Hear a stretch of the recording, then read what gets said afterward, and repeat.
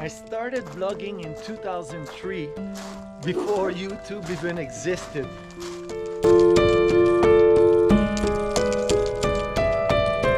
It is with heart wide open that I share with you my journey that has taken me from South Korea to now living off-grid in the middle of nowhere. Yeah. All right, people. I was fed up with. Oh, I have to close this. Just a sec. I'll come back to you. I have to close this up. But I was fed up with the little solar light because the solar panel was getting blown, and it was gonna be as much trouble setting it up. So I decided to put an electric one. So I'm gonna put this here. So I set up that plug there. But I gotta go inside and finish the plug, as you saw.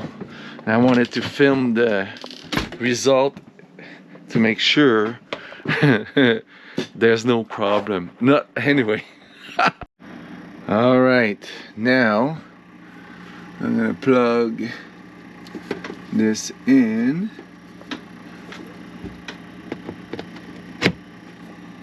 No smoke. No problem. Now here I'm gonna no smoke either. Okay, that's good. I'm gonna plug the light and I'm gonna turn it on. No smoke. And no smoke. Oh yeah. So now I just need to install it here, and we're gonna have light in here at night. Oh, here. So I'm gonna go get the brackets. All right, it's time for Willow to train. Buddy, let's go do your training. Yes. Come on, he's so sleepy. Yes. Where's the ring on the new collar? It's around here.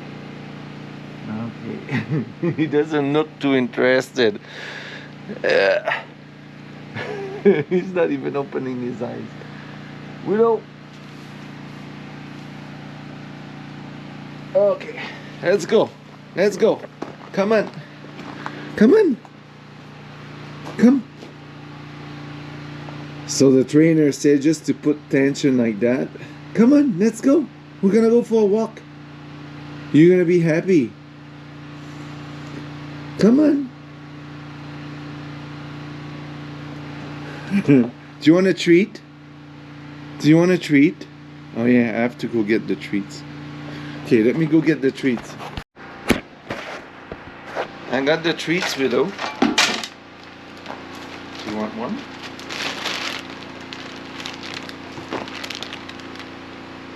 Come on.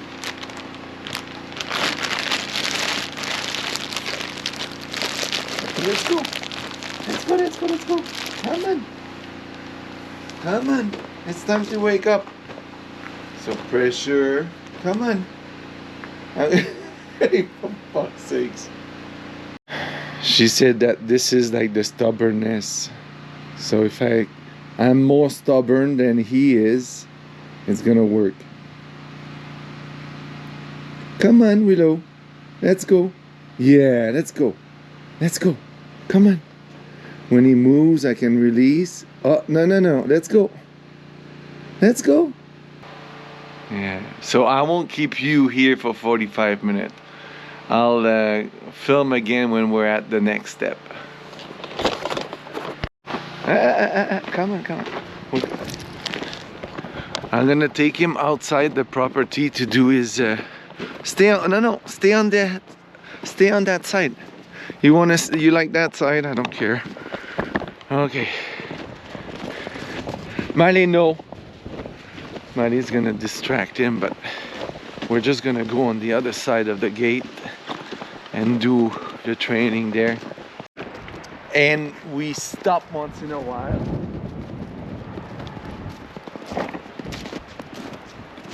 Stop. Stay focused. You look look at me and you stay looking outside. Keep going. Okay, let's go. And then we do turns too. I'm gonna do a turn. Come on. Oh, you see he's not moving because he wants to go that way. I keep the tension on the lead and I'm looking where I want to go, not at him. And I have to wait until he decides to come. Come on, Willow. Yeah, good boy. This way. Yeah. Pay attention to what we're doing. Yeah. It was quick, you know, but it's if we do it every day, they're gonna get better. So now Willow knows the lead doesn't always mean going in the truck, because that's what he was worried about. You know, when he was in the couch, he didn't want to go because he thought he was going in the truck. And when we got here, he was afraid, like at the corner there, he was afraid that it was time to go in the truck. But now he's in the house with his food. I'm just waiting for Divine to come out, and maybe she'll do some training with Raven. I'm just gonna guide her. Boy Raven.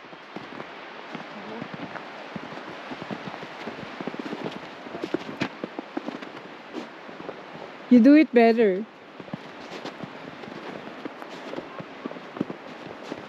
You're really Coach Philip. It's because you don't have as much experience. Coach Philip is coaching Raven now. You see? He stays away. That's really good. Yeah. Stop. He really listens to you. Do you want the treat? I have a treat for you. Yes, you're wagging more now. Do you want this one?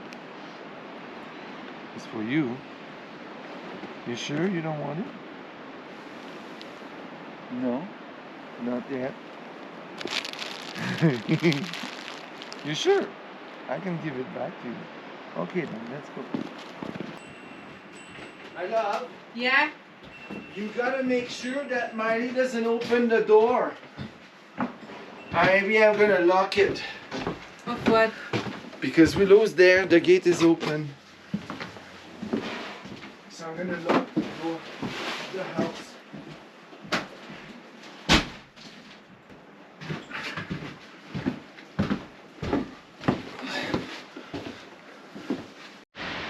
December 21st, 4 degrees.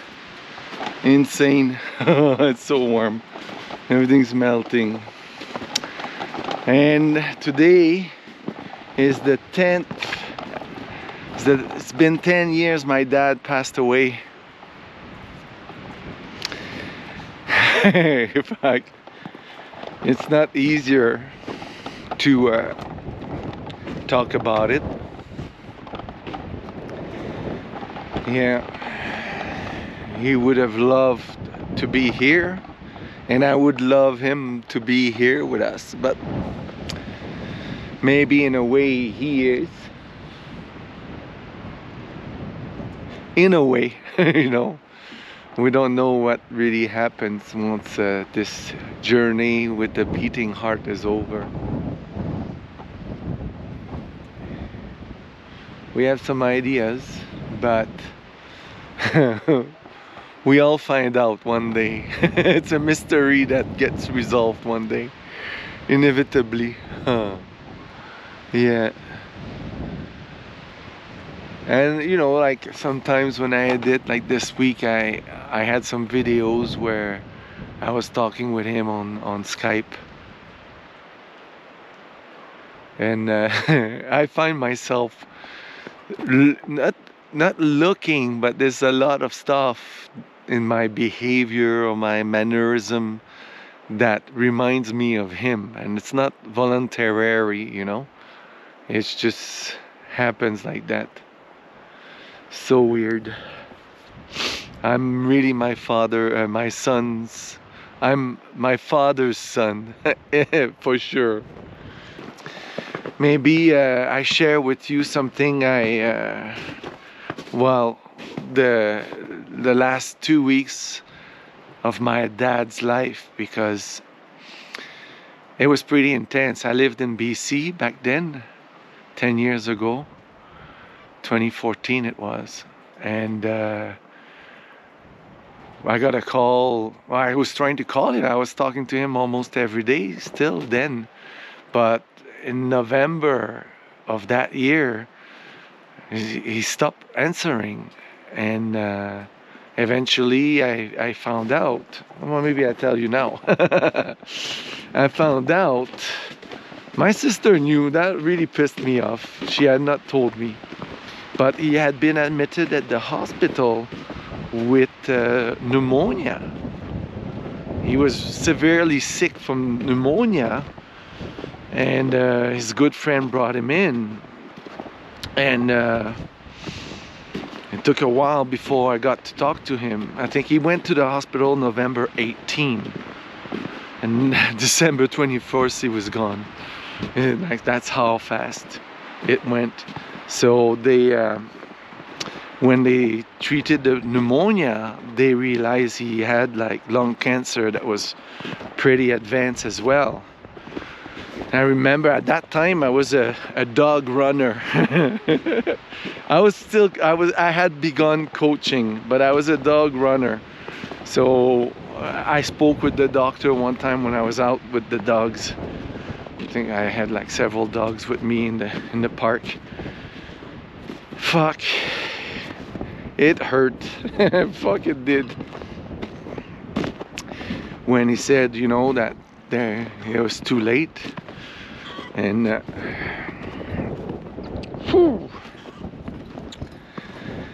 so I can't remember. That was like still in November. And I was at a swim meet with my mom, because I was coaching. And we were, my club and her club were at the same swim meet in Victoria, BC.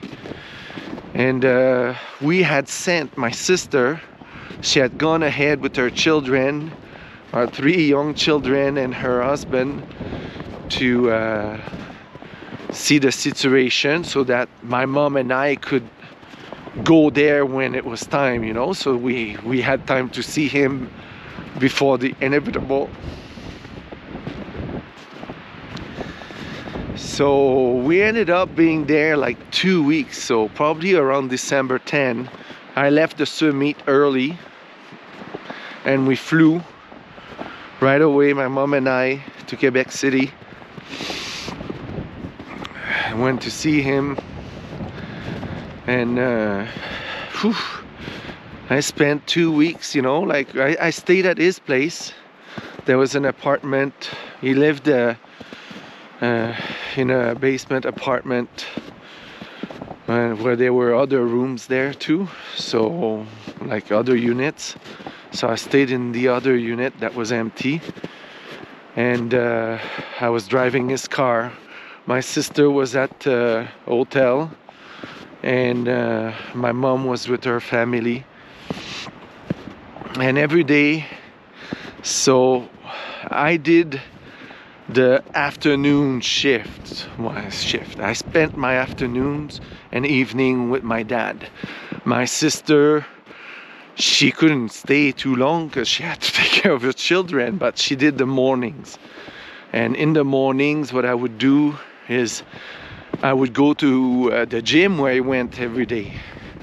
And the people there, like, they were wondering where he was, because he was quite a phenomenon there, you know. He liked to talk with people, and he had friends there, and they had not seen him for several weeks, since November 18.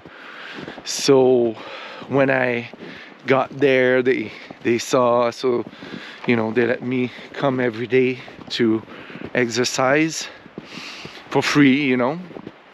But for me, what was like super scary was to be a bad son and not being there when he would die, you know. That's the last thing. I didn't want to not be at his side when he died. and I felt like I would have been a bad son, whatever that means. Anyway, oh, here my raven. Hi, buddy. So it was like a big process, you know. And on the last few days, oh, well, I mean, a lot of his co-workers wrote him messages like from the police. He had been retired for, I think, 10 years. And, you know, they called him chief, but he wasn't the chief, you know. So that's how he was respected there. Anyway, I would read him the notes that they wrote to him. And it was really interesting to see, because all the anecdotes that they would relate in their messages were events where my dad had stepped forward when the rest of the cops were scared of the situation, you know, where he acted with courage and leadership and honor where nobody else knew how to do it. So it was like, it really affected me to realize this. And so yeah, so towards the last few days, well, they had to start giving him morphine because it was starting to hurt a lot. And like during that 2 weeks, like every day something was being taken back by life, you know. Like at first he could go to the bathroom by himself, then he could only do number 1 or number 2, then that stopped too, then he couldn't drink, he couldn't eat.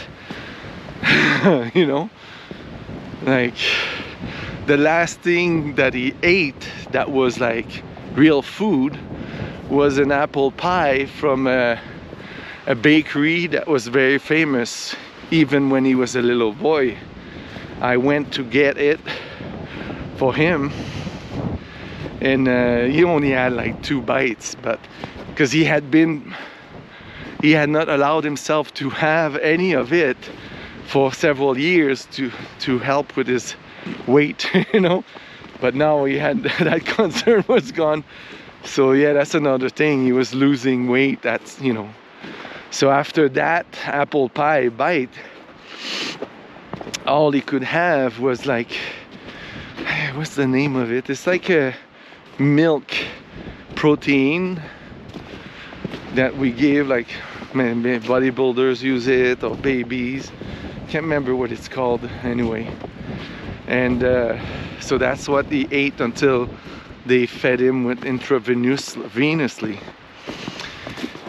And I tell you, the last few days, one time, like I got so close to choke him, you know, to end it right then and there for him. And luckily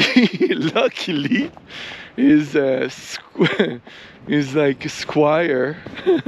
So the guy that took his place that he was training, so his protege, I guess, we had a good talk because he saw it in my eyes that I was getting close to doing something like that. And luckily he was good. Oh my God, thank you, because that would not have been good. At that time there was no maid, and I would have been, well, the idea of maid would have been okay at that point, but knowing what the medication they give you to kill you, you know, because it makes you drown while you're paralyzed. Like, what the fuck? That can't be a nice death, you know. So I'm not sure what I would have done, but yeah, I'm not sure. But strangling, or, you know, like, that's done, you know. There's no, anyway, I didn't do it. And I remember a walk with one of my uncles on on my mother's side, maybe the night before he passed.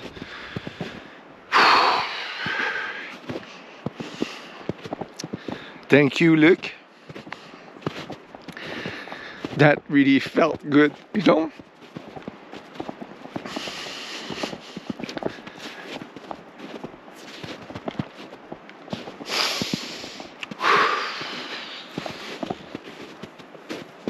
And then in the morning, my sister called, and he was gone just minutes before she got there. So he didn't want us to be there when he died. He wanted to do it alone. So I rushed and I went. And when I arrived there, my mom was not there yet. Or maybe but it was just me and my sister in the room. And he was laying down. The nurses had placed his hands like this, both hands, you know, on his chest. And I went and I touched him, I kissed him. And the weirdest thing really happened, because that's when I understood something very, very profound.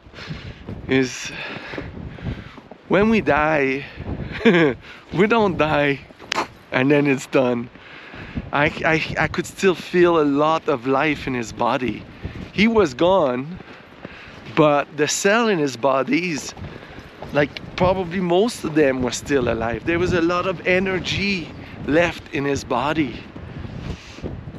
And I was there maybe, I don't know how many, an hour or two. And I felt that energy waning, you know, like diminishing as with time. It was so like crazy. Oh, it was so hard. And then because it was December 21st, and there was a weekend, we did things really quick to have him incinerated and buried and take care of all the paperwork. We did that just in a few days, so that before Christmas, celebration of life, everything had been done. And it was his birthday in 3 days. He was born on December 24. Yeah, just short of 70. Wow. Yeah, so, but I did overcome that feeling of being a bad son, you know. I let that go. Maybe a week in, I let that go, because I realized that all he wanted was for me to be there with him, you know. And that's what I did. I shed all that bullshit about being a good son, and I was really there, present with him, just being there, you know, as if life would go on forever. And on the second last day, I remember I had prepared a playlist of beautiful songs, like choir and Gregorian chants and things like that. And we listened to that for many, many hours, and holding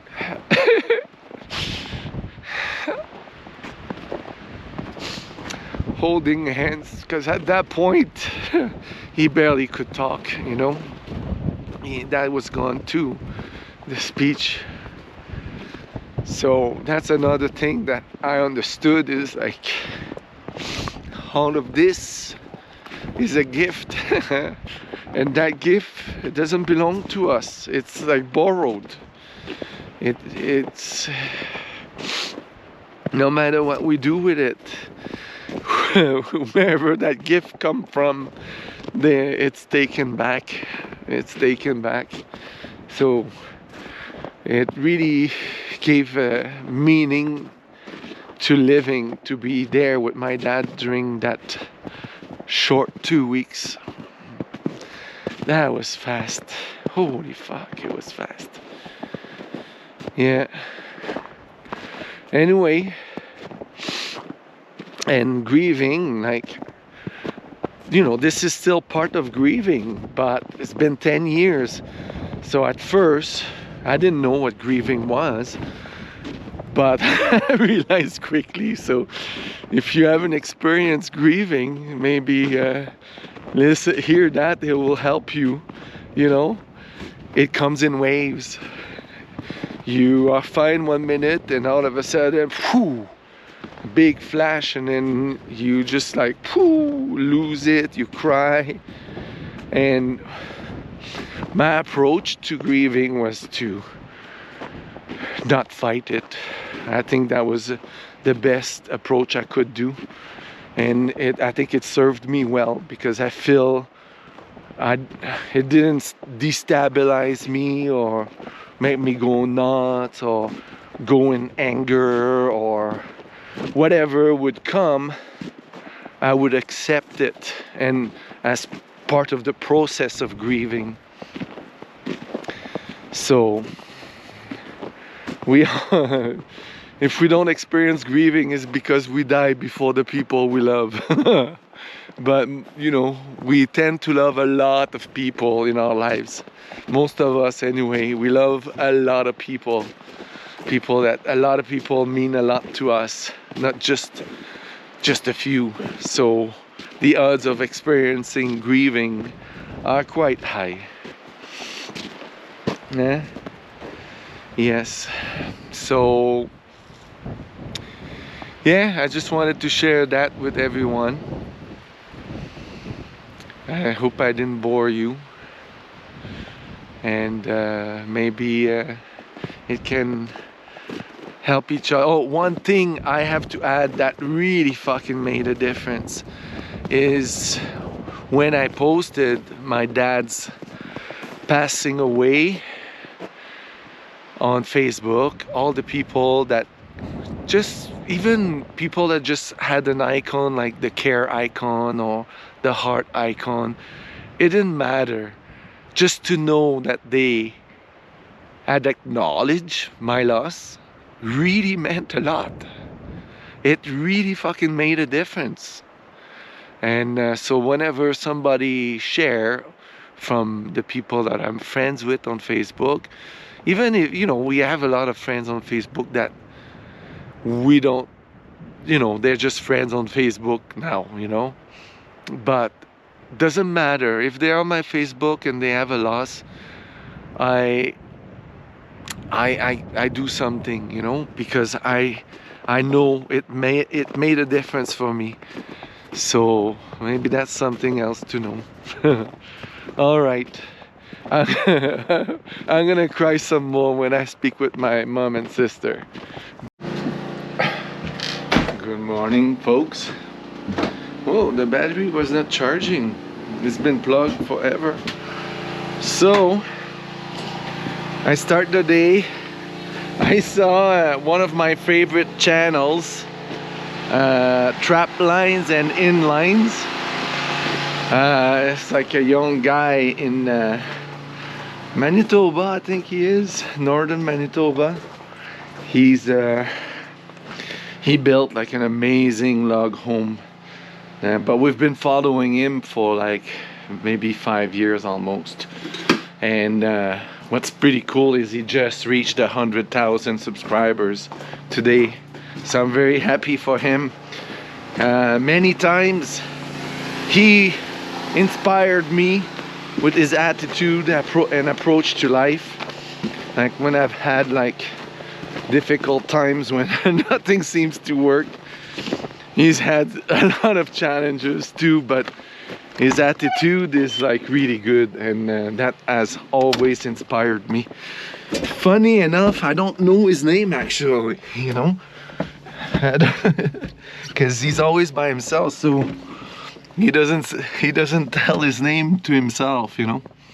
Anyway, I'm gonna look at that speaker today before I continue. I can find that it's like just a 4-inch speaker. It's easy to find. So, but I'll do some tests before just to make sure it's really what's going on. Okay. Speaker test done. It's the speaker that's not working. So I'll see if I can install that one temporarily until I get one that has the right size. It's like 20 bucks on Amazon. So it's too bad this one is done.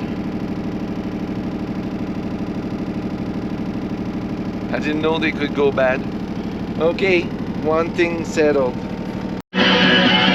It's working! Woo! So the batteries are charging for the electric fence. Now I'm gonna go do something I should have done right from the beginning, but it was complicated because of the logs that were there. Today I can do it, and I'm doing it.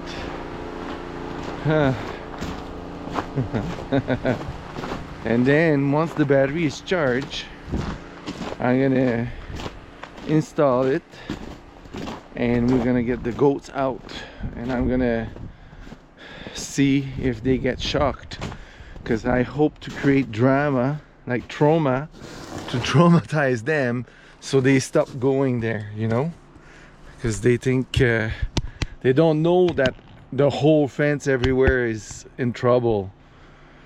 But if they get shocked, they might be less likely to test it. So the charge controller, I'm gonna install it here. I just did training with Willow. Fuck, he's so stubborn. It wasn't so good. But let's see now. This it's gotta be here. But let's see. Let's see if you get shocked. Hopefully you do. Mercedes is going there.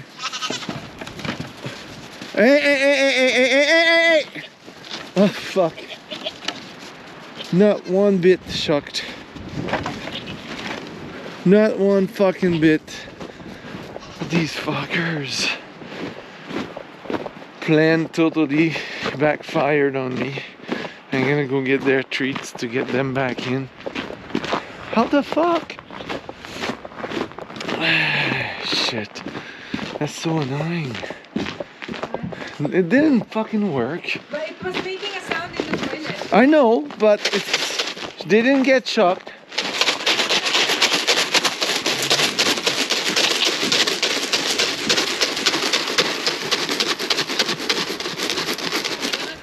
Yeah, they did. They went out and they went back in. Yeah, but I went there with them to test it. Uh-huh.